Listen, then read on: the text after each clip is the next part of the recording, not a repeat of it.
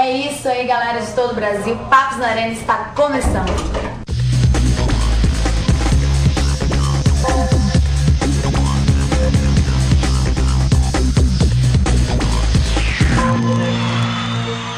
Hoje eu tenho três convidadas de muito garbo, de muita elegância, de muita inteligência. Aliás, hoje eu tô descabelado, hein, gente? Agora eu tô vendo aqui, ó. Essa que eu não pedi.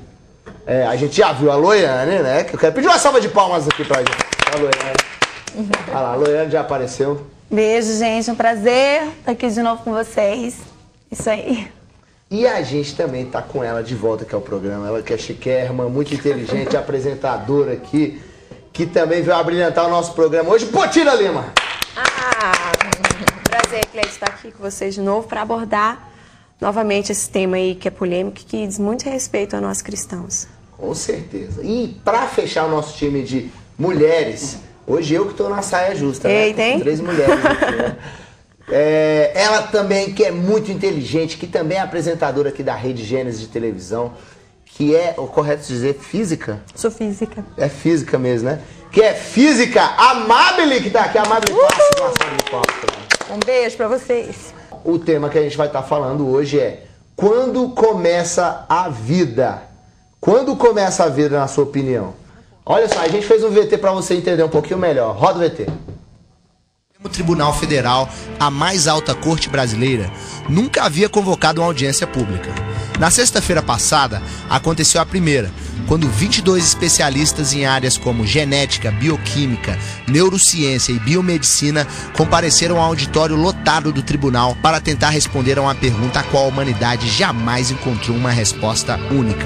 Esse foi um dos assuntos mais discutidos por toda a sociedade nos últimos dias. Toda a mídia brasileira tem dedicado farto espaço a esse assunto pra lá de polêmico. Por isso hoje, o Papos na Arena discute essa pergunta. Afinal, quando começa a vida?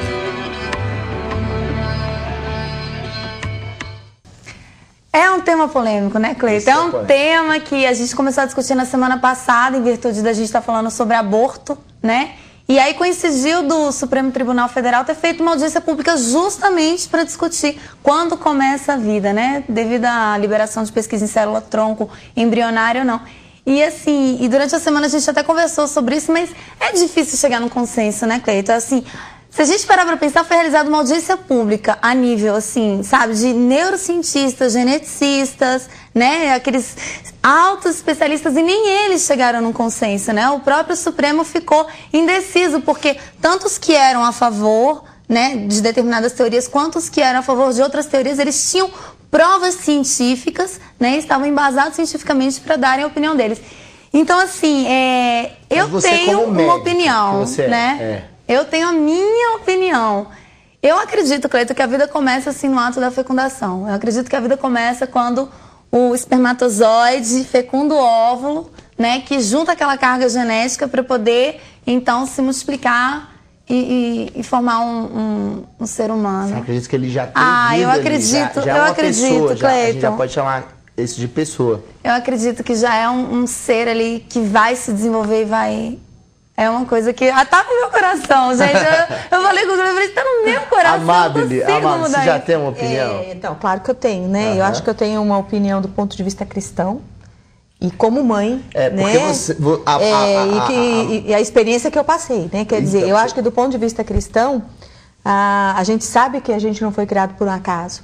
Que quando a gente foi gestado, quer dizer, já havia um propósito de Deus na nossa vida. A gente sabe disso porque isso já está escrito, né? Na Bíblia. Ou seja, o próprio Deus, quando pensou na sua mãe e no seu pai, já pensou em você, né? Quer dizer, então a gente é filho de um propósito muito grande de Deus. A gente não é filho do acaso. E no meu caso, especificamente, acredito que até por aí veio o convite para participar do programa, eu tive um problema na gravidez, meu filho teve rubéola, meu primeiro filho, e eu tive uma indicação de um aborto, bem no início da gravidez. Um dos seus filhos que você já tinha, você contraiu rubéola durante a gestação? A gestação do primeiro filho. Aí você contraiu rubéola? Eu contraí rubéola. Eu fui a um aniversário, eu estava com 20 dias de gravidez, eu fui a um aniversário e tinha uma pessoa contaminada com rubéola, né, e eu acabei me contaminando e o meu filho teve rubéola na minha barriga. E foi um desespero muito grande por conta das taxas muito elevadas, né, e a indicação do aborto. E eu entendi, como eu estou dizendo, quer dizer, que o meu filho tinha um propósito, então que ele viria ao mundo, independente de qualquer coisa, né? Essa foi a minha decisão como mulher e como mãe. Mas Deus fez mais, né? Quer dizer, além de desejar e pensar no Rafael, Ele curou o Rafael, né? Então o Rafael nasceu, eu tenho todos os laudos até uma semana antes dele nascer, as taxas elevadas da rubéola é o Rafa. O Rafael, ele chama Rafael porque Rafael significa Deus o curou. Deus o curou. Deus o curou.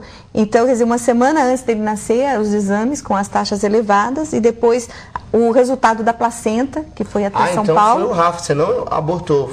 Não abortei o Rafael de jeito nenhum. Mas os médicos que pediram que a senhora Sim, indicaram e me deram, inclusive, a guia de internação, né? Você é médica, né? Me deram uma guia de internação. Quando eu recebi a resposta dos exames, porque eles foram repetidos, a taxa era tão elevada que eles imaginavam que o kit que fazia o teste estava com um problema, tinha passado da data, estava errado. Eu fiz várias vezes. Quantas semanas de gestação? Quando eu contraí a rubéola, 20. Quando eu consegui diagnosticar, fechar o diagnóstico, 32. 32 semanas. Já estava bem na hora de nascer. Um bebê era. Mas só que... Não, desculpa. Eu tinha 4 semanas quando eu contraí rubéola. Desculpa. 4 semanas. E quanto mais cedo, né? Mais grave é o prognóstico, porque ainda não está formado. Quanto mais cedo, mais estruturas ainda estão para ser formadas, então mais estruturas podem ser afetadas. Por isso que ele dizia que o Rafael era cego e surdo. Ele diziam isso, de acordo com os exames. A coisa menor que aconteceria era ele ser cego e surdo. Depois ele teria deformidades físicas, né? Quando a gente fechou de fato, que ele tinha de fato rubéola, né? E que poderia ter deformações no coração, né? E outras coisas mais. Porém, quando de fato eu vi que não tinha mesmo jeito, era rubéola mesmo, entende? A indicação era realmente pelo aborto. E a família toda apoiava o aborto. Eu frequentava uma igreja evangélica de uma outra denominação, não da nossa, que também apoiou o aborto, porque o aborto, nesse caso, ele é indicado, né? O médico me dizia, a senhora é muito nova, não tem sentido o teu filho que tenha cegueira e surdez, né? E então nós vamos fazer o aborto tal dia. Aquela coisa me bateu assim tão... Aí eu falo como mulher, né? Não, gente, mas espera aí, é meu, né? Quer dizer, quando você tem consciência de que ele já existe dentro de você, você o quer muito. Com certeza. Né? Você o quer muito. Então, quer dizer, ali já é uma vida, né? Quer dizer, a consciência da mãe de que o feto está lá dentro, quer dizer, isso já para mim já é a maior prova de que a vida já começou. É verdade. Né? E Deus agiu de forma sobrenatural na vida do Rafael. Os testes estão todos aí, os exames todos aí. Então, antes do Rafael nascer, as taxas elevadas. Aí, quando o Rafael nasceu, durante a cirurgia, o médico disse, agora eu vou retirar a placenta, levar para São Paulo e a gente vai ter realmente a taxa real da rubéola. E quando o exame voltou, não tinha rubéola nenhuma. Foi curado. E eu até brinquei, viu, Potira? Até brinquei com o médico e disse assim, mas olha, Deus ia deixar tirar do neném e deixar na placenta, não vai ter nada. E quando ele me entregou o resultado, ele disse assim, olha, o seu santo é forte. Eu falei, não é santo, é realmente Deus. É o santo é a sobrenatural, né? É verdade, é a ação sobrenatural. Então, eu creio que quando você tem uma vida, você já tem um propósito de Deus atrás dessa vida. E como cientista que a senhora acha que a vida começa quando? A partir da fecundação? Na fecundação. Na fecundação. Na fecundação. Né? Essa não é muito a minha área, né? Deixar a pessoa da medicina falar da biologia, mas física, na fecundação. Né? Eu creio também como ela. É verdade. Potira, e a sua opinião, Potira, você que também é mãe? A minha não vai ficar diferente, eu também acho que é no ato da fecundação, sim. Olha, a gente agradece a vocês que ficaram ligados no programa, desejo um ótimo final de semana para todo mundo.